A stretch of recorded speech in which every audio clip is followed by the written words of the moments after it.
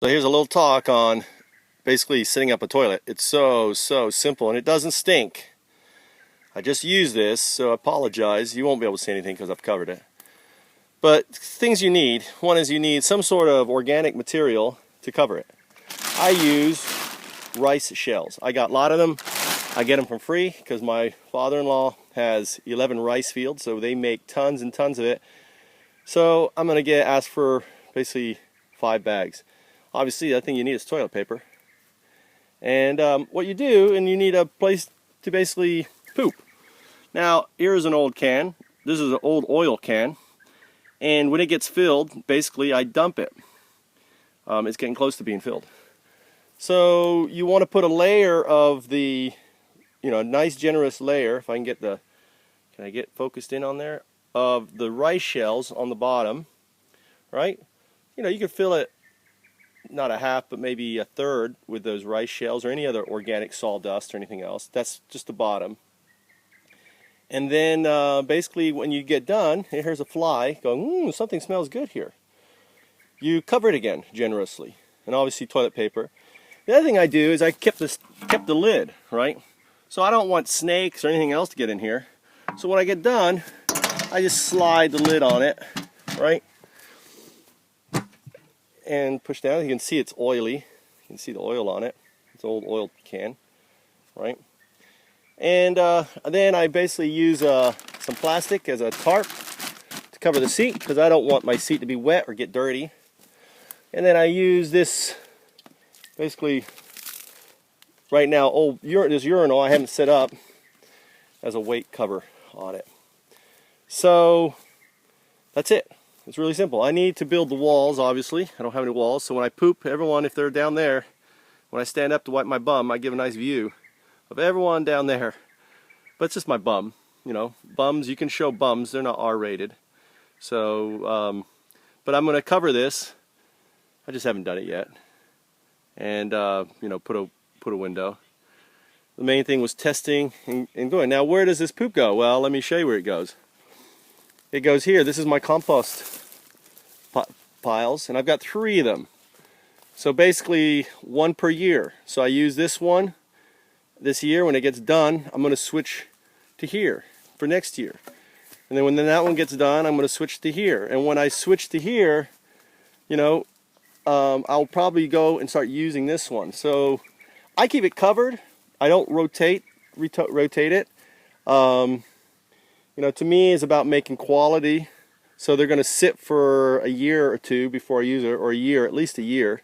So when actually this one gets done, I use this one. That's what it should do. When this one gets done, I fill up this one, right? This one starts to fill up, then I use this one. So one is always sitting a year, right? But so once I get done, this will all become my potting soil and everything else, and bed soil and everything else after 2 years. So, and here you can see. Now, one reason why I cover it, as you can see, what you're doing is encouraging the bacteria and everything else. Now, I've got some plastic gloves here for hygiene purposes, so if I want to touch it or anything else, I'll use these rubber gloves. But if I cover this up, and I need to put more on here, I'm going to do some grass cutting and actually feel this. It's warm. I can feel the heat coming up out of it. So, this keeps the crows, and I dump everything, food, everything in here, and I cover it. So I dump the organic matter, and then I dump it. So it's right next to the toilet. And I think actually soaking it with urine is actually really good because there's actually even more nitrogen. So once I set up the toilet, right now I pee inside the veneer house. I've got a little can there. And I use that pee, actually I use a cup of it in with my worm tea every day. I basically put it and use it. I don't cook it. What I mean by that is I don't add it to it during the day so it will cook during the day. I basically add it when I use it with the idea that I dilute the water and I'm using it, and then I fill it up with water again and let it cook. So I don't want it to generate negative bacteria is the point. That's the goal anyway. So the little talk on human manure, composting, if I would have had my way, I would have done dry toilets at my house and then brought all of that to the farm, but It's one of those things that I overlook. So setting up a toilet is really, really simple. Doesn't have to be complicated. All the stuff I see online is so complicated. This is so simple. And everything is free. So I set it up. All these parts I found, took me a while, but these parts I found discarded, and I picked them up and I brought them here. So my human composting toilet is actually working. Here I am at Multi-Knife Farm. It's a permaculture venture. We use everything. So permaculture is about being sustainable. So multi-9 means we use everything. So I have bees over here. These are Japanese honeybees. These are the bees that we want to use for permaculture. They have very strong genetic strain. They're Serrana bees. They don't have any of the weaknesses. You won't make as much honey, but it isn't about making honey, right? We're not in this for business. We're in it for providing the best habitat for our plants. And, you know, the precepts, I call them precepts. Other people call them tenets.